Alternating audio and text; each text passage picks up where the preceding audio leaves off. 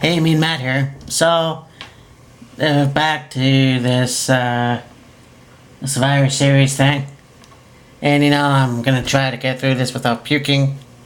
Because this is 2003. It was one of the worst years ever. It was a shit year. It was a shit WrestleMania. Except for maybe one or two matches. Survivor Series was kind of unforgettable. I think that maybe... No, I can't remember one thing. Anyways, Survivor Series is great. Except for this one. Let's get to it. We have the match that was on Heat.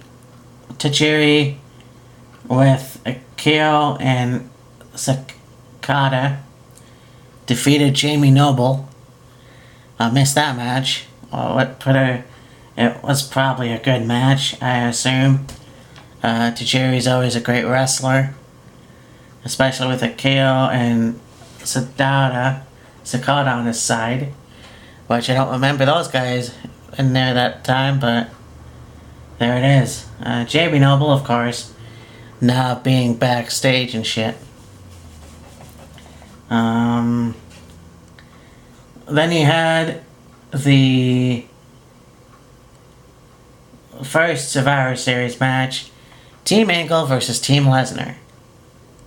So Team Angle, the face team was Kurt Angle, Chris Benoit, Hardcore Holly, Bradshaw, and this guy who, I don't know where he is nowadays, John Cena. Of course, that was a fucking joke, that didn't go anywhere. John Cena, of course, it's funny because I was actually a fan of John Cena at one point.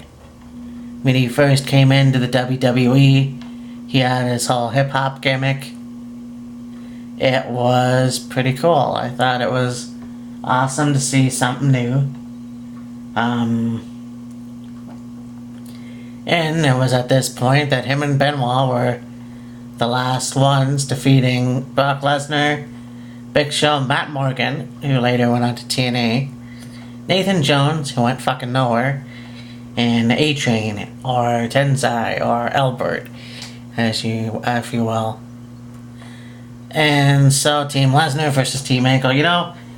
The thing with this is you see these two survivors, John Cena and Chris Benoit, and Chris Benoit is putting out his hand and telling John Cena to be a man. Yeah, this coming from the guy that slaughtered his wife and kid. Well, who knows if it was his fault or not. However, whatever, it was a brain thing, and I'm not going to get into it. Let's just say that it was John Cena's first shining moment in the WWE, especially now in the Survivor Series. There you go. Molly Holly defeated Lita and retained her women's championship. Molly Holly being, I guess, a heel now. I take it. Very interesting. Yeah, I think so. That's all I fucking know. Then you had Kane versus Shane McMahon in an ambulance match. This should have been a good match. I don't know exactly what the hell happened. It wasn't as good as I thought, but it is what it is. Shane and Kane going at it for months until you had this match as an ambulance match, and it led up to probably a cool lead up. You had Shane McMahon kicking Kane into a fiery pit, and then Kane being in the hospital and then being challenged by Shane McMahon. So you would think this would be a good match. You would think Shane would win. Unfortunately, that didn't happen, and Kane won. The Basham brothers, Doug and Danny versus... Oh, Doug and Danny with Shaniqua. That's unforgettable. They faced the Los Guerreros, Eddie Guerrero and Chavo Guerrero for the Tag Team Championship. Yes, these guys who are now unknown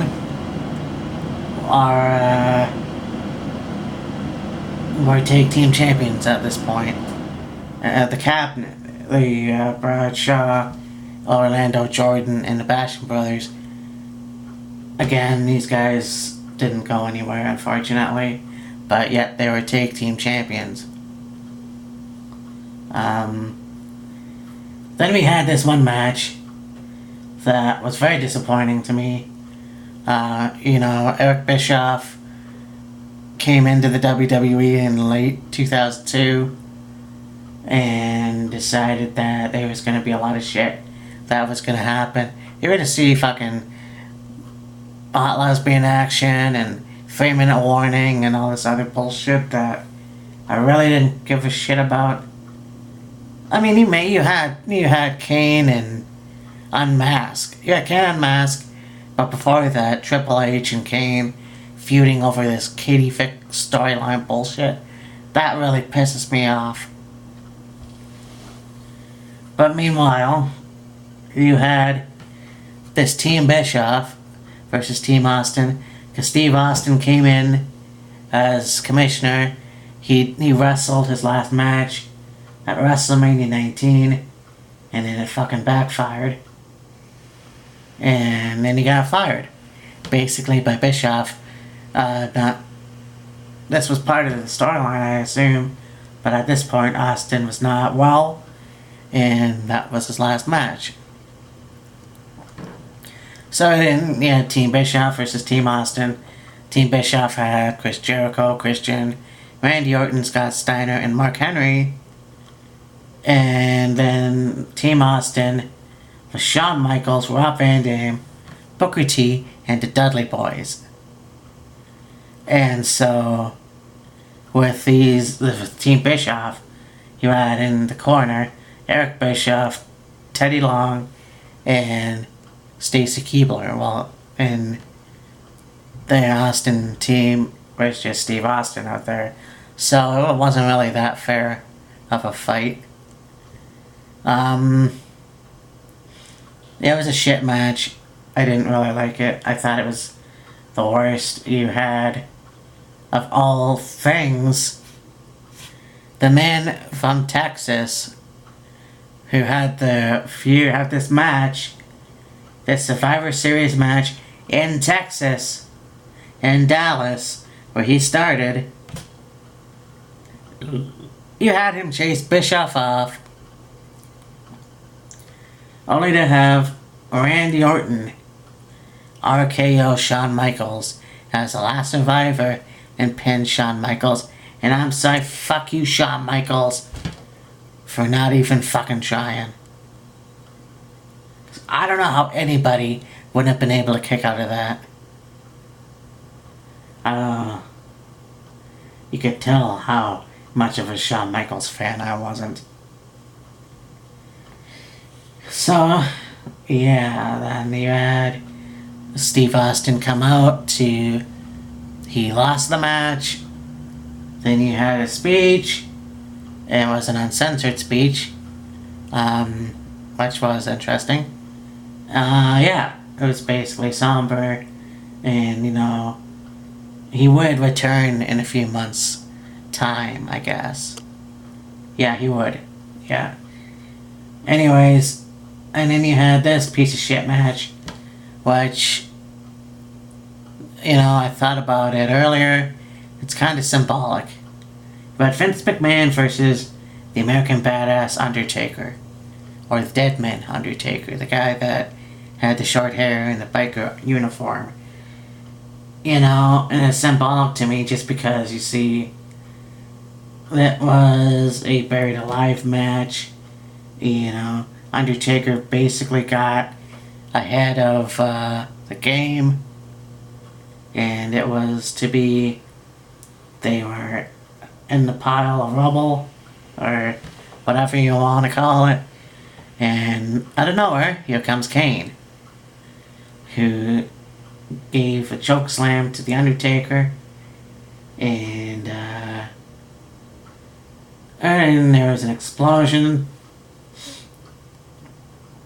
Yeah, then Kane threw Undertaker into the thing, into the pit where McMahon operated the forklift, and basically won the match with Kane's help. And it's symbolic to me because, you know, McMahon, who would create a lot of characters, I don't know if this was actually the one that he created, but I never really got behind the American Badass gimmick. I mean, I did and I didn't. I don't know. It was a hit or a miss. I think maybe there are a few things that would have changed. I would have kept the fucking match, or the fucking thing, with, oh, what the hell. Yeah, Kid Rock's theme, as I said before.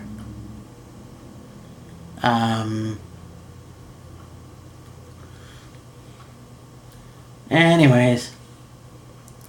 And in this waste of time, oh my god.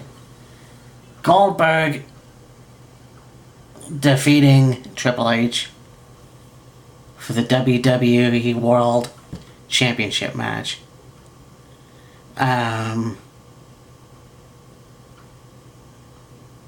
Yeah.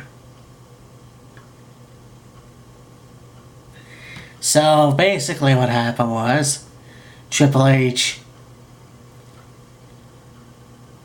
had his goons, Evolution, Randy Orton, Batista, and Ric Flair coming out and kicking Goldberg's ass. Unfortunately, that shit didn't happen as planned, and somehow Goldberg got a hold of the sledgehammer and beat the fuck out of Triple H and won the match to retain the World Championship. So, out of all these matches, this match was probably a little better, but not by much. I mean, if you have to have your goons try to stop your opponent, then that's bullshit. I think that, yeah. Overall, I hate this pay-per-view. I hate it. I hate it, I hate it, I hate it.